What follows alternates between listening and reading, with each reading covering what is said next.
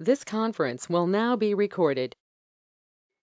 अद्य मंगलवासरः अथवा बहुमवासरः माघ शुद्ध चतुर्दशी पुष्य नक्षत्र दिनांक 15 फेब्रुवारी 2022 चरक विमानसन अध्याय 6 रोगानिक विमान शंखं चक्रं जलौकान्ततमृतघटं चारुदोर्भिश्चतुर्भिः सूक्ष्मस्वच्छातिरुद्यांशुकपरिविलसन् मौलिमं भोजनेत्रं कालाम्भोदोज्ज्वलाङ्गं कटितटविलसच्चारुपीताम्बराढ्यं वन्दे धन्वन्तरिं निखिलगगवनप्रौढदावाग्निलीलम् प्रौढदावाग्निलीलम् ब्रह्मणो हि समारब्धामात्रेयाद्येषु पूजिताम्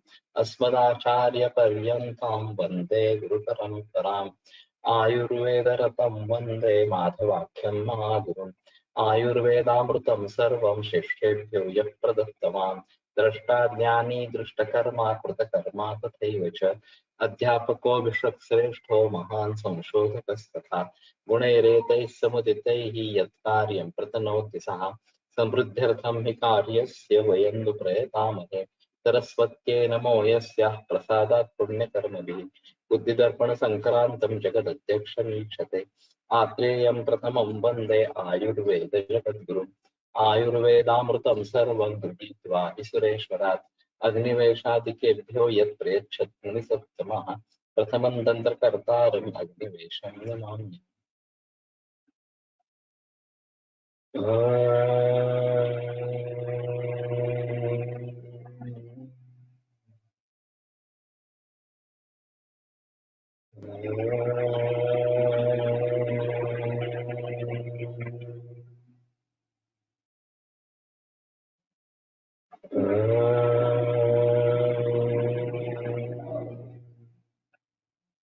ओम शांति शांति शांति।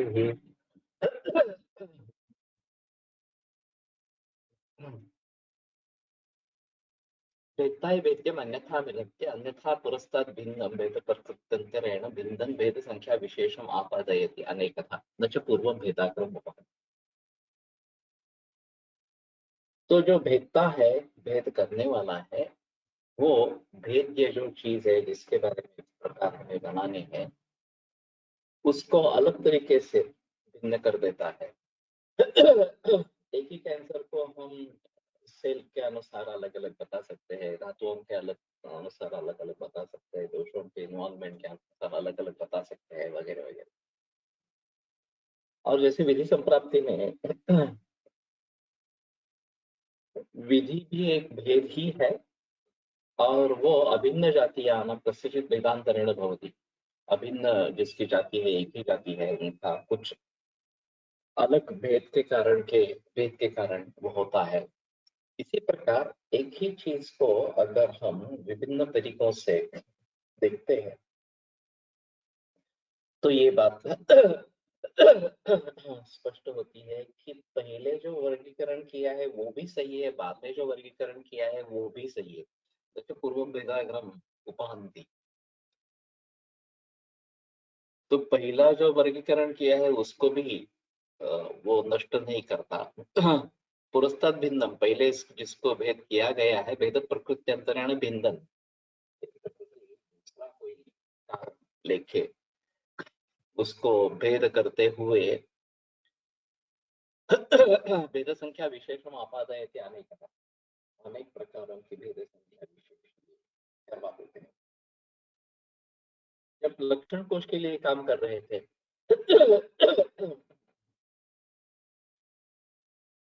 तो शुरू में ऐसा हुआ था कि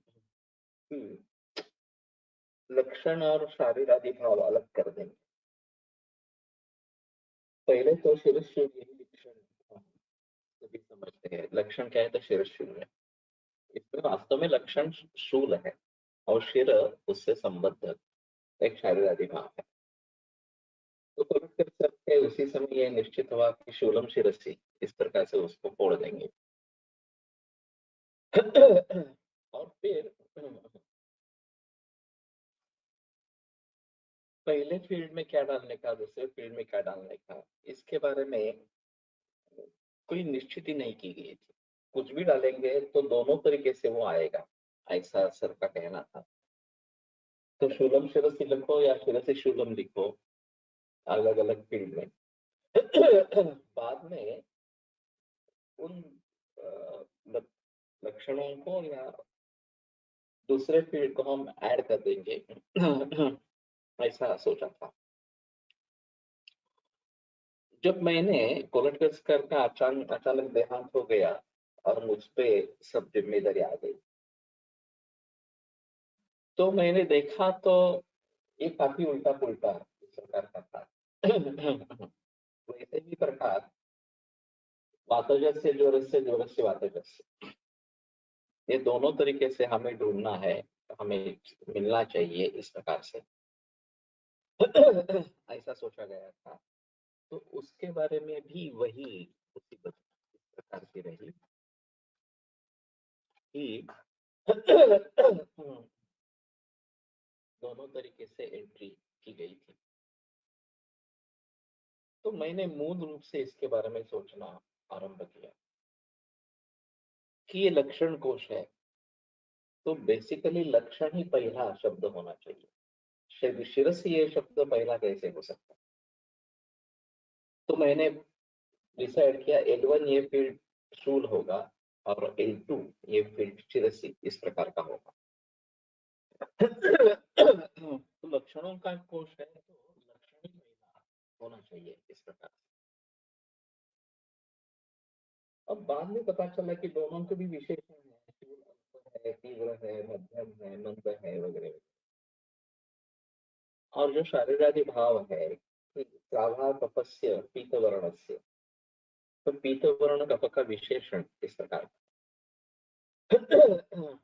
तो L1A ये लक्षणों के लिए और L2A L1A लक्षणों के विशेषण के लिए और L2A ये शारीरादि भावों के विशेषण के लिए किया। अब ये मूल रूप से वर्गीकरण इस प्रकार का हो गया, तो फिर लक्षण लक्षण से मतलब शारीरादि भाव, उसके विशेषण शारीरेतर भाव, आतपे इच्छा वगैरह इस प्रकार से वो अलग कर दिया।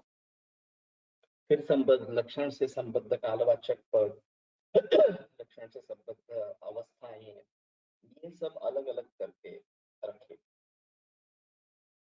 अब कंप्यूटर में ये आसान है कि हर चीज के लिए, हर एंटिटी के लिए एक अलग फील्ड अगर आप दे देते हैं तो उस फील्ड पर इंडेक्सिंग करते हैं, तो उसके जरिए जो भी उसकी जानकारी है दूसरे फील्ड्स की वो सामने आ जाती है। तो जबकि शारीरादि भाव को L2 में ही डाला, तो शारीरादि भाव से अगर हम जानकारी हासिल करना चाहते हैं तो शारीरादि भाव से जुड़े लक्षण कौन कौन से है हमने परिशिष्ट में डाल दिया कि शिरसी शूलम, शिरसी अर्ति, शिरसी पीड़ा, शिरसी वेदना वगैरह वगैरह इस प्रकार से। तो ये अलग तरीके से हम इसको देख रहे हैं। पहले वाला जो क्लासिफिकेशन है शूलम शिरसी, वो भी सही है, और ये शिरसी शूलम शिरसी अर्ति ये भी सही है। या बाह्य भाव जो है आतपे इच्छा, आतपे द्वेष वगैरह इस प्रकार से, वो भी सही है इस प्रकार से। तो आपको कैटेगराइजेशन करना चाहिए कि कौन सा शब्द किस प्रकार का द्योतक है, और एक ही प्रकार के अगर इस प्रकार के शब्द है जिसको हम किसी तरीके से इकट्ठा कर सकते हैं तो उनको एक फील्ड अलग बना दे, उनके लिए एक अलग फील्ड बना दे। और फिर हमारे काफी परिशिष्ट बने, लक्षण संबद्ध शारीरादिभाव, लक्षण संबद्ध शारीरतर्भाव, लक्षण संबद्धानि कालवाचक पदानि वगैरह वगैरह। और लक्षण संबद्ध शारीरादिभाव जो है, एक कौन सा भी शारीरादिभाव ले लिया तो उससे संबंध कौन से लक्षण है वो लक्षण कोश में किस पृष्ठ पर, किस कॉलम में, किस पंक्ति पर आए। यहाँ पे ऐसा हुआ हृदय अर्थी, ये अगर लक्षण है तो ये अर्थी हृदय करके लक्षण कोश में पाया जाएगा। तो जो वो उसका पेज नंबर है, वो पेज नंबर शायद वो 1050 वगैरह इस प्रकार का होगा।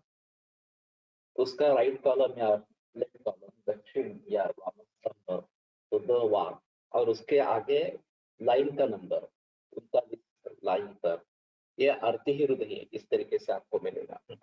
और ये पूरा कंप्यूटर प्रोग्राम के जरिए बनाया गया है, तो इसमें कोई भूल होने की संभावना इस प्रकार की नहीं।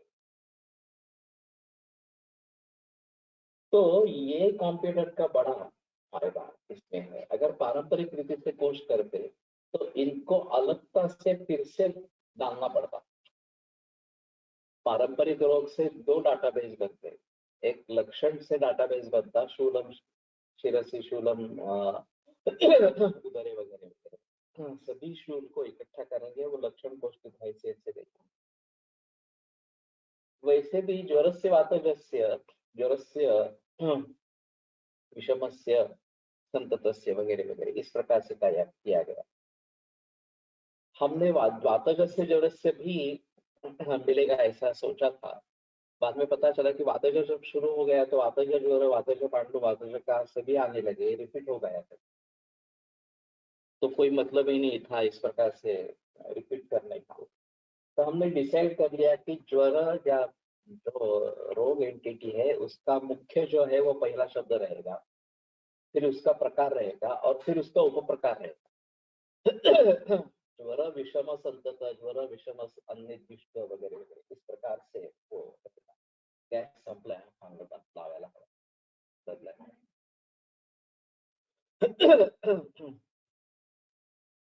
तो पारंपरिक रूप से अगर हम करते तो ज्वरस्य, कासस्य वगैरह वगैरह इस प्रकार से एक अलग फिर से हाथ से लिख कर करना पड़ेगा, बनानी पड़ेगी, उसको आकार आदि क्रम से लगाना पड़ेगा।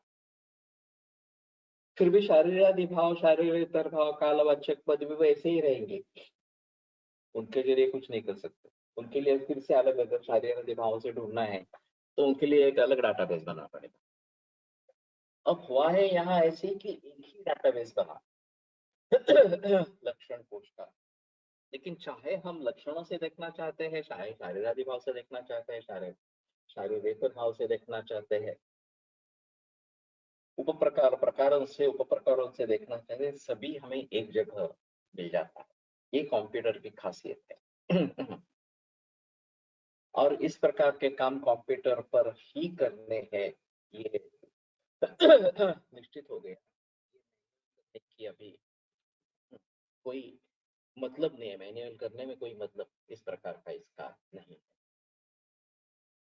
तो कहने का तात्पर्य अर्थ ये है कि भेदता ही भेदते मध्यनादि, नहीं तो इतने सारे परिशिष्ट बनाना काफी मुश्किल था। अब हम उस दृष्टिकोण से देखेंगे तो शारीरिक संबद्ध लक्षण, शारीरिक संबद्ध हेतु, शारीरिक संबद्ध कार्य, शारीरिक संबद्ध औषध, शारीरिक संबद्ध चिकित्सा, चिकित्सीय, ये सभी सामने आ जाते हैं। अब जब प्रातिपदिक कोश बना रहे हैं उसमें तो सिंगल डाटाबेस है, और ये जो हमने परिशिष्ट इस प्रकार के बनाए थे, ये केवल साइंस के आधार पर डाटाबेस अलग इस प्रकार के हो जाते हैं।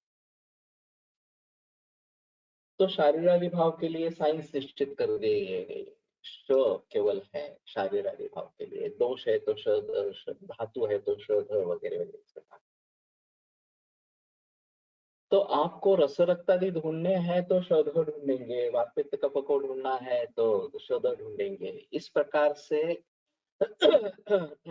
जो हमारा तीसरा आउटपुट है, दोष धातु मल स्तर पर किस प्रकार का वैषम्य है, ये देखने के लिए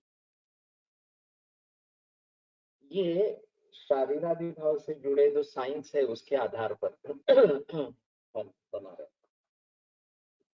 तो एक ही डाटाबेस में आपको त्रिस्कंद कोश के सभी परिशिष्ट और उससे भी ज्यादा परिशिष्ट मिल जाते हैं, क्योंकि इसमें अभी ये सृष्टि और पुरुष ये भी भेद किया गया है। तो कहने का मतलब ये है कि भेदता ही भेद्य अन्यथा भेद। भेदता जो है वो भेद्य को अन्य तरीके से भी भेद कर सकता है, उसके प्रकार कर सकता है, उपप्रकार वगैरह इस प्रकार से कर सकता है। और एटीट्यूड इज एवरीथिंग। इस तरीके से आप उसको देखना चाहते हैं, उसके आधार पर ये बातें अलग अलग इस प्रकार की हो जाती है। और जब हम समूचे तरीके से किसी चीज को देखते हैं तो उसमें गलतियां होने की संभावना बहुत कम होगा। हम केवल एकांगी दृष्टिकोण से उसको देखेंगे तो बाकी दृष्टिकोण सामने आएंगे ही नहीं, तो मुश्किल बात हो जाएगी। और अधूरापन, और यही सिलसिला होता रहता है। और इसीलिए जब कोई इस प्रकार से देखना चाहता है तो सर्वांगीण दृष्टिकोण सामने आ जाता है। अभी अंधश्रद्धा निर्मूलन समिति जो कुछ भी कार्य कर रही है उसमें भोंदूगिरी को निकाल देना है समाज से, इसमें कोई संदेह नहीं। तो फंसाने वाले लोग हैं उनको ढूंढ लेना है, उनको एक्सपोज करना। लेकिन ऐसा है कि अगर जो बातें सच्ची है उनको कैसे ठुकराएंगे, उन्होंने उन बातों को भी ठुकराना आरंभ कर।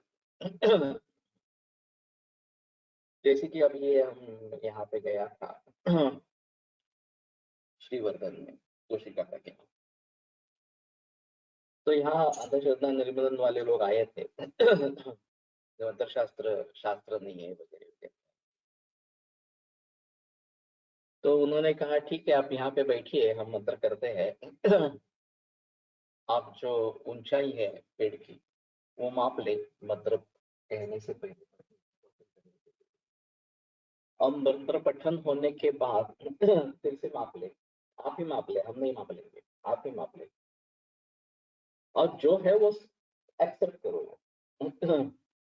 बैठे और करीबन 6 सेंटीमीटर इतना एक बीच इतना बढ़ गया उनके सामने ही, केवल मंत्र 2 घंटे के मंत्र शक्ति के बाद, प्रयोग के बाद पेड़ की वृद्धि हुई। अब ये तो ऑब्जेक्टिव पैरामीटर है, फिजिकल पैरामीटर है, जिसको कोई ठुकरा नहीं सकता है। वो बगैर कुछ बोले वहां से निकल पड़े, कुछ भी उसका सिग्निफिकेंस लिया ही नहीं, ये होता है मंत्र शक्ति है ये मानना पड़ेगा। और एक बार मंत्र शक्ति है मानेंगे तो ये फिर सांप का विष उतारना वगैरह ये सब भोंदूगिरी है, ये जो उन्होंने पहले से बना के रखा है वो सब टूट जाएगा। उन्होंने अभी जो प्रचार प्रसार किया है वो सब टूट जाएगा। वैसी स्थिति पैरासाइकोलॉजी में हुई है कि यहाँ पूरे विश्व भर में रिकॉर्डेड केसेस है कि कोई 5-6 वर्ष की लड़का लड़की पूर्व जन्म के बारे में बताती है, ऐसा ऐसा मैं वैमानिक थी, पायलट थी, और ऐसा ऐसा मेरा एक्सीडेंट हुआ था, पूरी डिटेल्स उसके बताती है। और कॉकपिट के बारे में सभी चीजें बताती है। एक 5-6 बरस के लड़की को जिसका कोई संबंध विमान से आया ही नहीं, ये कैसे मालूम होगा? तो ये स्पष्ट रूप से है कि उसी का पुनर्जन्म हुआ है, और ये नोटेड है, पैरासाइकोलॉजी में ये सब नोटेड है। अब इन चीजों को ठुकरा देना कि नहीं ये नहीं है, हम मानते नहीं है इस बात को, क्योंकि ये मानेंगे तो पूर्व जन्म होता है, पुनर्जन्म होता है, आत्मा होता है, एक शरीर से दूसरे शरीर में जाता है, ये सब सिद्ध हो गया। उसको तो ठुकराना है हमें कि नहीं नहीं ऐसा कुछ होता नहीं है, जन्म हो गया मृत्यु हो गया, मृत्यु हो गया खत्म, बाकी कुछ नहीं है। तो सत्य को अगर ठुकराएंगे तो बड़ी अजीब मुसीबत है। और इसीलिए अंधश्रद्धा निर्मूलन समिति को ज्यादा समर्थन नहीं मिला है। मैं ये बात मानता हूँ कि बूंदीगिरी नहीं होनी चाहिए, उसकी निंदा चुप चरक ने भी की है। कि अगर नैगमेश अपहृत इस प्रकार से बच्चे को गृह लेके गया ऐसा बोल रहे हैं, तो वो बच्चे को कोई माता को भी ले जा सकता है, ऐसा उपहास वहां पे किया गया है। तो ये बात नहीं होनी है, अंधश्रद्धा नहीं होनी चाहिए, लेकिन अंधश्रद्धा भी विज्ञान पे है, वो भी अंधश्रद्धा ही है। विज्ञान ही सब जानता है, विज्ञान ही सब करता है इस प्रकार का। तो जब तक हमारे सामने दूसरा एंगल आता ही नहीं है तब तक हम इसी को सच्चा मानकर चलते हैं, और ये सबसे बड़ी भूल। जैसे मैंने वो कलेक्टर का उदाहरण दिया कि इस प्रकार के बच्चों का वहां पे इस्तेमाल होता है आग्रह निकालने के लिए, ये बात हमारे सामने आई ही नहीं कभी। कभी सोचा भी नहीं था ऐसा है इस प्रकार से। तो हम निश्चित रूप से अलंकार पहनने में झिझक जाएंगे कि नहीं सोचेंगे इस प्रकार से। अगर वो परिस्थिति बदलने के लिए क्या करना है, वो एक अलग मुद्दा इस प्रकार का हो जाएगा। लेकिन मन उड़ जाएगा कि नहीं, अगर इतने सारे बच्चों का बलिदान देकर ये कर रहे हैं तो ये गलत इस प्रकार का है। तो सभी दृष्टिकोण उसके जो है वो सामने आना बहुत जरूरी है, तभी हम उसके बारे में भली भांति सोच सकेंगे और सर्वांगीण दृष्टिकोण डेवलप होगा। समानायामपि खलु भेद प्रकृतो प्रकृतानुप्रयोगांतरम अपेक्षा। तो समान भाव है, उसमें भी भेद प्रकृत प्रकृतानुप्रयोगांतरम, दूसरा कुछ प्रयोग उसके बारे में, उसकी अपेक्षा इस प्रकार की रखनी है, उसे किसी तरीके से क्लासिफिकेशन करते हैं तो ठीक रहता है। अभी जनगणना होती है, वो भी विभिन्न तरीके से होती है। कौन से देश में कितने लोग हैं, स्त्री कितने हैं, पुरुष कितने हैं, इससे लेकर जाति के आधार पर भी जनगणना होती है, किस जात के कितने लोग हैं वगैरह वगैरह इस प्रकार से। तो लोक संख्या जो भारत की आबादी आबादी है 130 135 करोड़, वो तो स्थिर है, लेकिन अलग अलग तरीके से उसको देखेंगे कि इस धर्म के इतने लोग हैं, इस जाति के इतने लोग हैं, बूढ़े इतने हैं, युवा इतने हैं, बच्चे इतने हैं वगैरह वगैरह, उम्र के अनुसार ये है। तो प्रकृतानुप्रयोगंतरम अपेक्षणीय, प्रकृतांतर प्रयोग प्रयोग नहीं चाहिए, देखना चाहिए।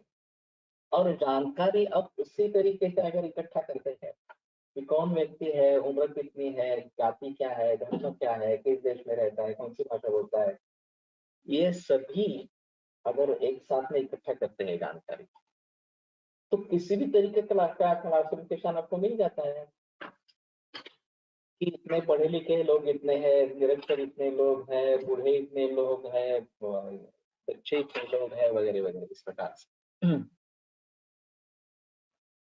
तो ये डाटाबेस की खासियत इस प्रकार के, अभी ये काफी आसान इस प्रकार का होगा। संति अर्थांतराणि समान शब्दाभिहितानि संति च अनर्थांतराणि पर्याय शब्दाभिहितानि। तो अर्थांतर समान शब्द से विभिन्न अर्थ, ये भी पॉसिबल है, दोनों का शब्द ले लेंगे।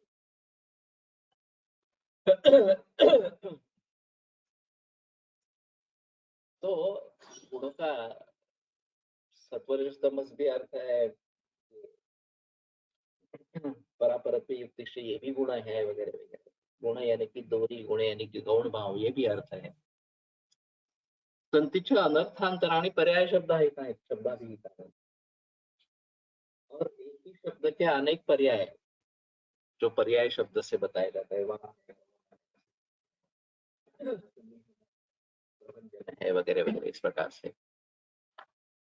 तो अनर्थांतराणि पर्याय शब्द, अर्थ में डिफरेंस नहीं है, अर्थ वही है, लेकिन शब्द अलग अलग इस प्रकार के हैं। समानो ही रोग शब्दों दोषेषु च व्याधिषु च। रोग शब्द दोष और व्याधि दोनों के लिए समान है, तो कहीं कहीं दोष के लिए भी रोग शब्द का प्रयोग हो सकता है। दोषा ही अपि रोग शब्दम आतंक शब्दम यक्ष्म शब्दम दोष प्रकृति शब्दम विकार शब्दम च लभते। और दोषों को भी रोग शब्द आतंक यक्ष्म दोष प्रकृति विकार ये शब्द प्राप्त होते हैं। दोषों को भी इसी प्रकार कहा जाता है। व्याधेश रोग शब्दम आतंक शब्दम यक्ष्म शब्दम दोष प्रकृति शब्दम विकार शब्दम च लभते। रोगों को भी ये सभी शब्द प्राप्त होते हैं। तत्र दोषेषु चैव व्याधिषु च रोग शब्दः समानः शेषेषु तु विशेषवान्। तो रोग और दोष इनमें रोग शब्द समान है, बाकी जहाँ रोग शब्द है वहां रोग ही लेने हैं, दोष शब्द है तो दोषी लेने हैं, इस प्रकार से। अब ये बड़ी मुसीबत है कि कहाँ पे किस शब्द का किस अर्थ से प्रयोग किया गया है, ये संदर्भानुसार हमें तय कर ले। डेक्कन कॉलेज का जो डिक्शनरी प्रोजेक्ट है वो इसी थीम पर आधारित है। संस्कृत में जितने भी ग्रंथ है, इसमें आयुर्वेद की ग्रंथ भी शामिल है, उन शब्दों इन ग्रंथों में जो जो शब्द आए उसका उस पर्टिकुलर ग्रंथ में उस पर्टिकुलर जगह, हमारे यहाँ वातपित्त कफ तो पूरे ग्रंथ में आते ही रहेंगे, लेकिन कहीं उसका कुछ अलग अर्थ इस प्रकार का है तो वो भी सामने आना जरूरी है। तो डिक्शनरी प्रोजेक्ट का जो काम है वो हर शब्द पर्टिकुलर कॉन्टेक्स्ट में पर्टिकुलर संदर्भ में क्या अर्थ है ये ढूंढ के लोगों को देना, ये उसका ये कार्य था। और 2000 बरस तक ये काम मैन्युअली चल रहा है। ये बड़ी अजीब बात। स्लिप्स बनाते थे शब्द लिख दिया, संदर्भ लिख दिया, वहां का अर्थ क्या है लिख दिया, एक स्लिप बन गई, फिर दूसरा, फिर तीसरा, और फिर इन शब्दों को अक्षरादि क्रम से लगाना है।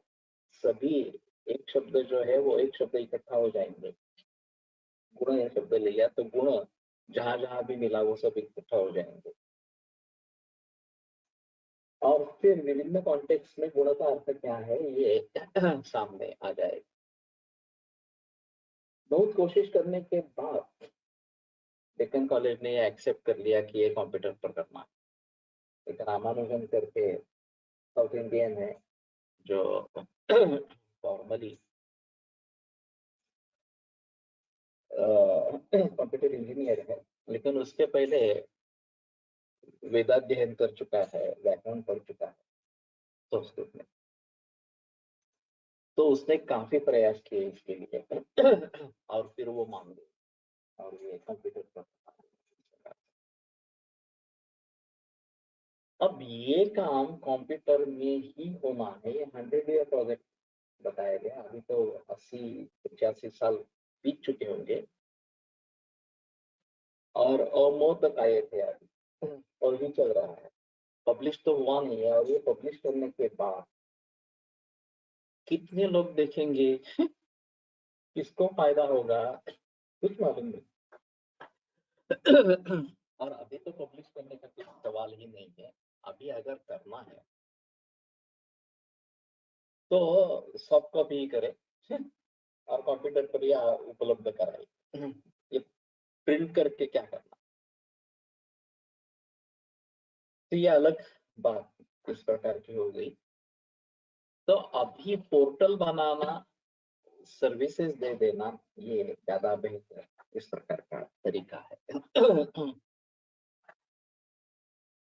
तो कहने का तात्पर्य आता है कि ये सब जो बातें हैं ये वेत्ता ही वेद्यम अन्यथा भिन्नति इस सूत्र पर आधारित है और उसको भली भांति हमें ध्यान में रखना है। अलग तरीके से हम भी एक ही चीज को अलग अलग तरीके से देख सकते हैं और ये करना जरूरी है। नहीं तो एकांगी दृष्टिकोण हो जाएगा, वो बाधक है और ज्यादा से ज्यादा नुकसान एकांगी दृष्टिकोण से ही हुआ है, ये बात ध्यान में रखनी है। तत्र व्याधयः अपरिसंख्येयाः भवन्ति अतिबहुत्वात्। तो व्याधि जो है वो अति बहु होने के कारण अपरिसंख्यीय है। कि थोड़ा भी ये इसमें थोड़ा सा बदल हो गया और नए नए सिंड्रोम्स आते रहते हैं, तो केवल जो पुराने बताए हैं वही है, ऐसी भी बात नहीं है। दोषास्तु खलु परिसंख्याः भवन्ति अनतिभुक्त्वा। दोष जो है वो अपरिसंख्येय परिसंख्येय है, क्योंकि वो ज्यादा नहीं, तीन ही दोष है। उनके परमिटेशंस कॉम्बिनेशंस भी बनाएंगे तो भी 63 से आगे संख्या जाती नहीं। अब उसको दूसरा एक परिमाण देखे, संस्कृत संसर्गातर सुरदिराभिस्तथैषां दोषां सुक्षयसमता विवृद्धि भेदैः अनन्त्यं तदतमयोगतश्च याथां जानीयादवैतो मानसो यथास्व। फिर भी व्याधि की अपेक्षा ये कम ही है। तस्मात् यथाचित्रं विकारान् उदाहरणार्थम् अनवशेषेण च दोषान् व्याख्यास्यामः। तो जैसा चित्र है, जैसे वो दिखते हैं, उस प्रकार से उदाहरण के लिए रोगों के बारे में बताएंगे। अनवशेषेण च दोषान् व्याख्यास्यामः, और कुछ भी छोड़े बिना दोषों के बारे में बताएंगे। तो दोषों के बारे में बोलना आसान है, लिमिटेड इस प्रकार का है, मर्यादित है। व्याधि अपरिसंख्या है, बहुत है, तो उनके बारे में बोलना मुश्किल होगा। और फिर व्याधियों में परिवर्तन भी आता रहेगा। एक अहम मुद्दा है, जो पुराने जमाने के रोग है वो ही अभी होंगे ऐसा नहीं, अभी नए नए विकार उभर आते हैं। वात्यव्याधि स्मरी कुष्ठ मेघोदर बगंधरा हर्षांशी ग्रहण इत्यष्टो महारोगा सुदुष्करा, ये वाग्भट में लिखा गया। ये महारोग है, भयंकर रोग है। अब इसमें हृदरोग भी नहीं है, कैंसर भी नहीं है, किडनी फेलियर भी नहीं है, और ये तीनों आज के जमाने के महारोग है।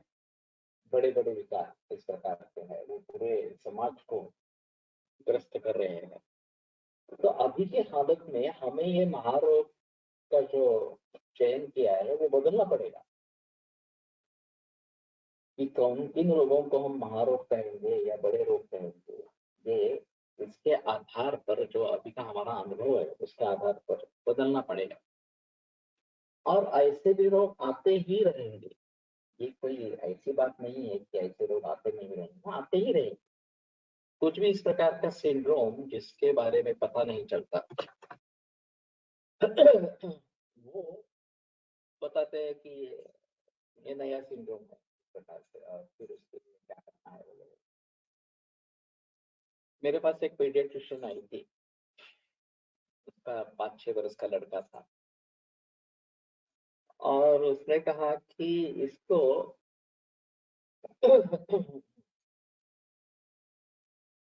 वोमिटिंग सिंड्रोम है, कुछ नाम बताया था, साइक्लिक वोमिटिंग सिंड्रोम। तो नाम पहली बार सुना मैंने। तो मैंने पूछा कि क्या होता है इसमें, तो बोले 2-3 महीने अच्छे जाते हैं और फिर एक दिन उल्टियां होना शुरू होता, आरंभ होता है। 2-3 दिन तक लगातार उल्टियां होती रहती है। मैंने कहा निकलता क्या है, तो बोली कफ निकलता है, पानी निकलता है। और कुछ भी दे दो, मेरा खुद का अस्पताल है, एडमिट करते हो, सलाइन देते हो, एंटीबायोटिक देते हो, सब कुछ करते हो, कुछ नहीं होता। उल्टियां चलती ही रहती है, अपने आप रुक जाती है 2-3 दिन के बाद, फिर 2-3 महीने अच्छे जाते हैं, कुछ होता नहीं। तो लाइफ स्टाइल पूछी उसकी। दूध खाता था, दही खाता था, ठंडा पानी पीता था, सबके काफी तमाम कारण कर रहा था। तो मैंने कहा ये कुछ है, ऐसा नहीं है, ये तो विकार कहने के लायक नहीं है। तो केवल दोष के आधार पर ये सब बंद करो, कफ कम करने के लिए कुछ दवाइयाँ अगर इस प्रकार की दे दी, और ये बंद हो गया सिंड्रोम, साइक्लिक वोमिटिंग सिंड्रोम इस प्रकार का। तो बनेगा ही नहीं, तो वोमिटिंग कहाँ से होगा इस प्रकार। तो बहुत सारे जगह हमें जो नए विकारों की तरफ पहुंचना वो दोषों के जरिए ही पहुंचना है। यहाँ थोड़ा आसान था, यहाँ इतना कॉम्प्लिकेटेड नहीं था। कैंसर वगैरह विकारों में बहुत कॉम्प्लिकेटेड। लेकिन कहने का तात्पर्य अर्थ ये है कि इस तरीके से हम उसके बारे में सोच सकते हैं। विकार अपरिसंख्यीय रहेंगे, दोष परिसंख्यीय।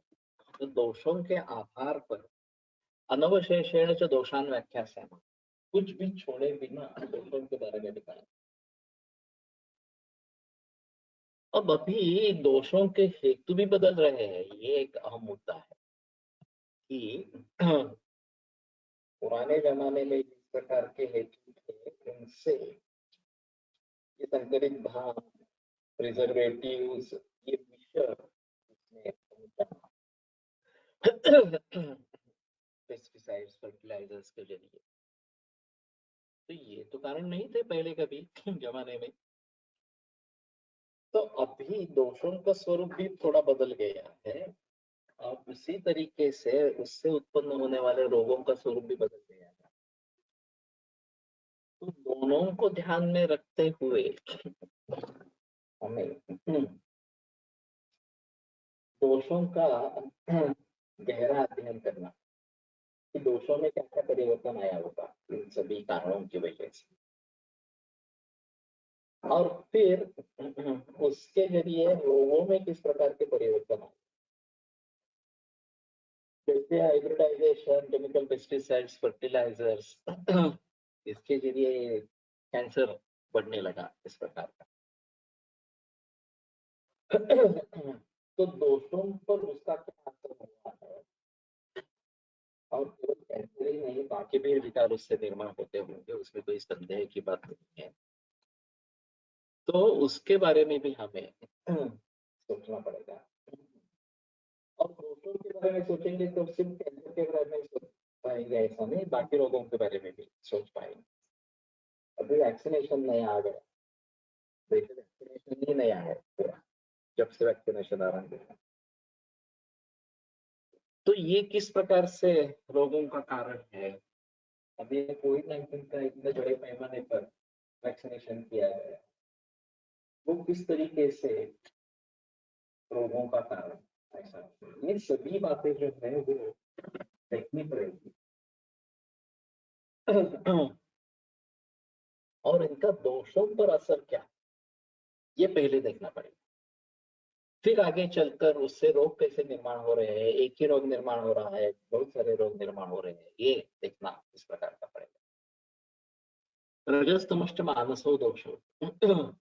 रज और तम ये मानस दोष है। जैसे शारीरिक दोषों के बारे में बताया, वैसे मानस दोषों के बारे में बताया। तयोर विकाराः काम, क्रोध, लोभ, मोह, ईर्षा, मान, मद, शोक, चित्तोद्वेग, भय, हर्षादय।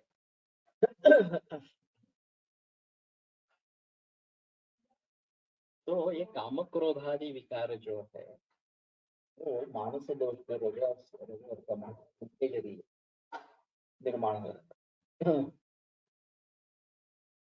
अब इनके बारे में भी गहराई में जाकर सोचना पड़ेगा कि ये किस प्रकार से निर्माण हो रहे हैं मानस विकार इस प्रकार से, और फिर रज और तम को कैसे डील करेंगे।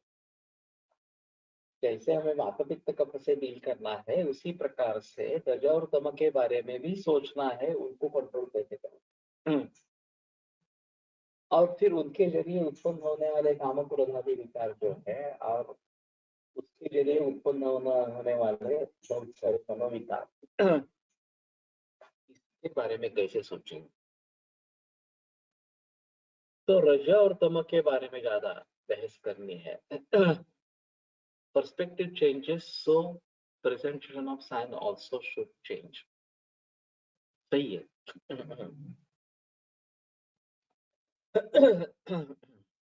इसीलिए मैंने पैरासाइकोलॉजी का उदाहरण दिया था। अध्यात्म जो है वो तो आत्मा को मानता है, आयुर्वेद में आत्मा को मानता है, और पुराने सभी शास्त्र आत्मा को मानते हैं। अब हम केवल भौतिकता के आधार पर आत्मा को ठुकरा देंगे, आत्मा का अस्तित्व ठुकरा देंगे। तो ये पैरासाइकोलॉजी में सिद्ध हुआ है कि ये व्यक्ति पिछले जन्म में इस प्रकार की थी, ये व्यक्ति थी, तो फिर जो आत्मा को न मानने वाले लोग हैं उनके बारे में हमें सोचना पड़ेगा कि इसका हम क्या समाधान करेंगे, कैसे होगा। षड्धात्मात्मक पुरुष ये जो बात बताती है, शरीर में गते तस्मिन् शून्याकारं अचेतनं पंचभूतावशेषत्वात् पंचभ्यं गतमुच्यते। शरीर केवल भौतिक रह जाता है, आत्मा निकल गया उसमें से, लेकिन आत्मा था वो निकल गया।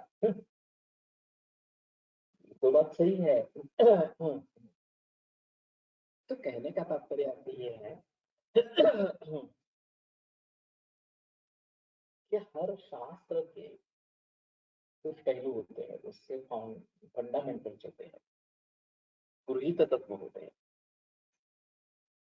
उनको अगर हम चैलेंज करेंगे, गृहीत तत्वों को चैलेंज करेंगे, तो और सिर्फ इन गृहीत तत्वों से काम होता नहीं है, आपको ये भी कंसिडर करने चाहिए। अभी जैसे मानव शरीर के बारे में उसको एक यंत्र समझकर एलोपैथी यंत्रों के द्वारा उसका परीक्षण कर रही है, और इसीलिए मैन द अननोन इस किताब को नोबेल प्राइज मिल गया कि एक यंत्र से मानवीय जीवन के बारे में नहीं देखा जा सकता, मानवीय जीवन के बारे में नहीं सोचा सकता, समझा नहीं जा सकता, ये अधूरापन है। और ये वो ऐसे ही रहेगा, और मॉडर्न मेडिसिन को कभी भी आयुष के बारे में, आदमी के बारे में पता नहीं चलेगा। स्ट्रेसला या कामक्रोधादीचा यादीपैकी काय म्हणता येईल की स्ट्रेस स्वतंत्र समजा, ये भय जनरली होता है, अपकार का अनुसंधान दैन्यम, भय जो पता है कि ये अगर ऐसा होगा कि मुझे कोविड हो गया है, मेरे किसी रिश्तेदार को कोविड हो गया है, बेड नहीं मिल रहा ऑक्सीजन का, रेमडेसिविर नहीं मिल रहा, तो क्या होगा। तो ये जो भय है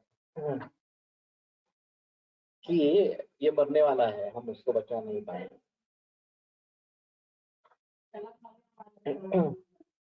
तो इसके जरिए स्ट्रेस डेवलप हो जाता है।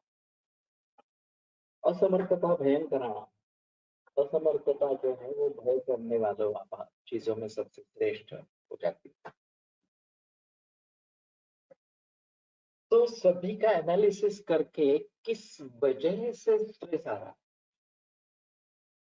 ये देखना बहुत जरूरी इस प्रकार का रहेगा। और उस कारण को दूर करने की कोशिश होनी चाहिए, चेष्टा होनी चाहिए। तो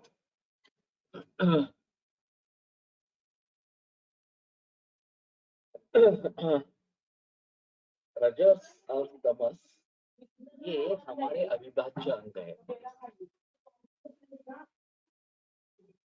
और फिर उसको तो हम पूरी तरीके से टाल नहीं सकते। संप्रज्ञात समाधि और असंप्रज्ञात समाधि का अवलंब करेंगे तो रजा और तमस से निर्मुक्त हो सकते हैं। ये काफी कठिन प्रोसेस है ना, आसान नहीं है इस प्रकार से रजा और तमस से मुक्ति पाना। तपोज्ञान बढ़े नहीं है, ये जो आत्मा के बारे में है व्यवस्थित तपोज्ञान बढ़े, ये आसान तरीका है ही नहीं भी। तो कम से कम क्या कर सकते हैं, वो कारणों को ढूंढो, ये समझ लो कि ये इस कारण से हो रहा है, कारणों को दूर करने की कोशिश करो। और अभी हमें क्या करना है उसके बारे में सोचा, ये एक महत्वपूर्ण मुद्दा रहेगा कि अभी मुझे क्या करना है। तो ये वस्तु है, सोचेंगे तो कुछ ना कुछ हल समस्या का निकल आएगा, इसको हम बड़ी मानती देख सकेंगे। तो कहने का तात्पर्य अर्थ ये है, इन सभी बातों को ध्यान में रखते हुए रजा और तम को नियंत्रित कैसे रखेंगे, कम से कम वो अनियंत्रित तो नहीं हो जाए, काम क्रोधादि विकार जो है वो अनियंत्रित नहीं हो जाए। लोभेच्छा द्वेष मात्सर्य रागादि नाम जितेंद्रिय, तो जितेंद्रिय होना चाहिए। और इन दोनों के तरीके से विकार निर्माण हो रहे हैं, रोग निर्माण हो रहे हैं, शारीरिक दोष और मानसिक दोष, उन सभी को ध्यान में रखते हुए जो अपरिसंख्य इस प्रकार के विकार है, शारीर हो, मानस हो या मन और शरीर दोनों से निर्माण हो रहे हैं, इस प्रकार से उनके बारे में सोचना है। वातपित्त श्लेष्माणस्तु खलु खलु शारीराः दोषाः, वातपित्त कफ ये शारीर दोष है। तेषामपि च विकाराः ज्वरातिसार शोक श्वास स्नेह कुष्ठादया, तो उनके भी ये ज्वर अतिसार वगैरह ये सभी विकार इस प्रकार के इति दोषाः केवल व्याख्याता विकार एक देश। इस प्रकार से केवल दोष के बारे में बताया गया, शारीर हो, मानस हो, और विकार का एक देश बताया गया जो आविष्कृततम स्पष्ट उस प्रकार से उस प्रकार के विकारों के बारे में हमने बताया। ये बदलते रहेंगे, नए नए भी विकार आते रहेंगे। कामक्रोधाती चित्त उद्वेग आहे तरी वेगळा चित्त उद्वेग सांगितला, याचा अर्थ चिडचिडपण असा घ्यावा।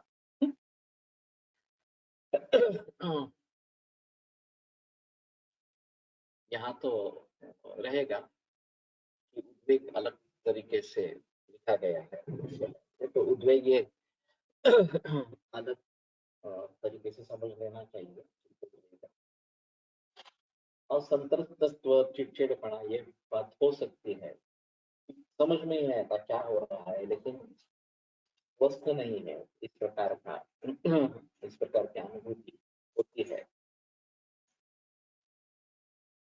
और ये सभी क्लेश है, चित्त के क्लेश है। पतंजलि के अनुसार इन सभी के बारे में जो बताया गया है, पंचक्रिया क्लिष्टा क्लिष्टा, क्लिष्ट और अक्लिष्ट, इस प्रकार के पांच प्रकार के बताए गए। और योग चित्त वृत्ति निरोध, योग जो है चित्त वृत्तियों का निरोध करने के लिए ही योग बताया गया है। तो तदादृष्टि स्वरूपे अवस्थान वृत्ति सारूप्य मित्र, जो इस प्रकार की कैवल्य की अवस्था है वो दृष्टु स्वरूप अवस्था, वो अपने स्वरूप। और ये अवस्था चतुर्दशी बाकी सभी जगह वृत्ति सारूप्य है। जिस प्रकार की वृत्ति है, चिंता वृत्ति है, आनंद है, दुख है, जो भी है वो रहेगी। और इन चित्त वृत्तियों का निरोध करना ही होगा। हमें मूल स्वरूप तक पहुंचना है। दृष्टा जो है वो अपने मूल स्वरूप में है। ये हमारा मकसद है।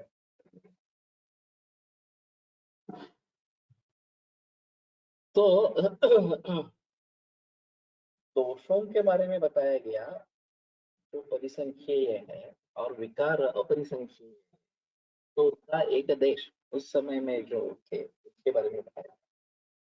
इसीलिए तो युगानुग को संदर्भ करके जो नए विचार आते हैं उनके बारे में दखलंदाजी देनी पड़ती है। माधव निदान या योग रत्नाकर वगैरह सभी ग्रंथों में आमवाद से लेकर फिर वगैरह इन विचारों को नए तरीके से ले लिया गया। वैशेज रत्नावली में उरस्तोय शीर्ष शीर्ष विचारों को लिया गया, क्योंकि ये सामने उभर आए नए विकार इस प्रकार से। मोह याद घेता येत का उद्वेगाला इप्सित गोष्ट प्राप्त न झाल्यावर, मोह इसमें समझते नहीं है कि कार्य करने अनुभव करते कि क्या करना है क्या नहीं करना है। और इसके जरिए मोह अलग है और फिर गलतियां करते हैं तो समझने के कारण जो नहीं करना है वो कर देते हैं, जो करना है नहीं करते हैं। और फिर भूल होने से दुख झेलना पड़ता है, तो फिर शोक चिंता वगैरह ये बातें शुरू होती है। या फिर आगे क्या करना है समझ में नहीं आ रहा, ऐसी स्थिति है जो मोह की स्थिति इस प्रकार की बताई गई है। तो स्ट्रेस बढ़ जाता है कि क्या करें समझ में नहीं आ रहा है इस प्रकार से। तो दोनों तरीके से थोड़ा देखना इस प्रकार का पड़ेगा।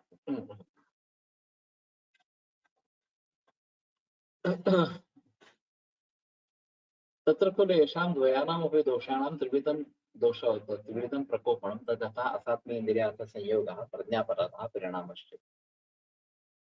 ये जो दोनों दोष है, वात पित्त कफ शारीरिक दोष या रजस तमस ये मानस दोष, तो इनका 3 कारण से प्रकोप होता है, असात्म इंद्रियार्थ संयोग, प्रज्ञापराध और परिणाम।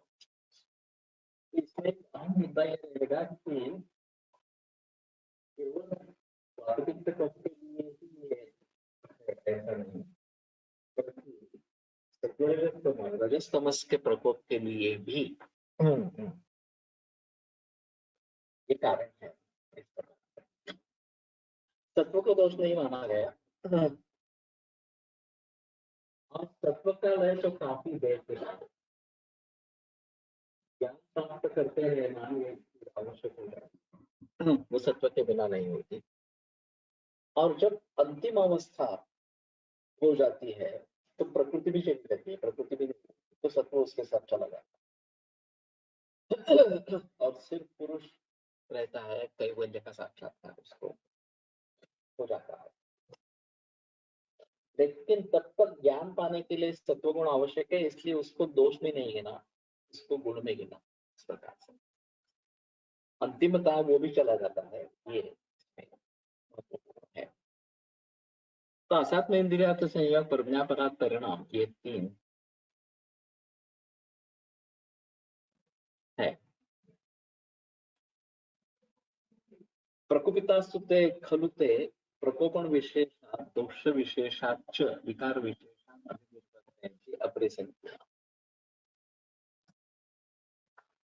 ये प्रकुपित होने पर तमस प्रकोपण विशेष जिस प्रकार से उनका प्रकोप हुआ है उसके आधार पर दूसरे विशेषाच्च और दूसरे विशेष के आधार पर विकार विशेषण अभिनिर्वर्तयन्ति, विकार विशेषण को निर्माण करते हैं अपरिसंख्य, जो अपरिसंख्य 3 जिनकी नहीं कर सकते इतने ये करते हैं।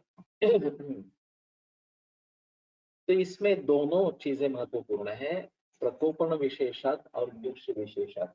यहाँ स्पष्ट रूप से दुष्ट को इतना महत्व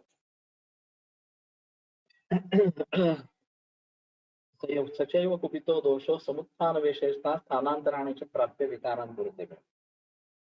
वाग्भटाचार्य ने इसमें दृश्य विशेष को डाला नहीं है, लेकिन चरकाचार्य यहाँ पे खुद प्रकोपण विशेष और दृश्य विशेष इन दोनों के बारे में बहस करते हैं और फिर उसके जरिए विकार विशेष इस प्रकार से निर्माण होते रहते हैं जो अपरिसंख्यीय इस प्रकार के हैं। तो इसके बारे में कल ज्यादा बहस करेंगे, ये काफी महत्वपूर्ण इस प्रकार का मुद्दा। आयुर्वेद प्रकांडो निगदित इह शल्यतंत्र प्रधानः शिष्येभ्यः शाश्वतोऽयं जन कृपा व्याप्त चित्ते नयेन आयुर्वेदस्य वाञ्छन् पुनरपि भुवने ताञ्च सुष्ठु प्रतिष्ठां श्रेष्ठन्नन्वन्तरिं प्रणमति च सदा वैद्यवर्गो हि नूनम् वैद्यवर्गो हि नूनम्।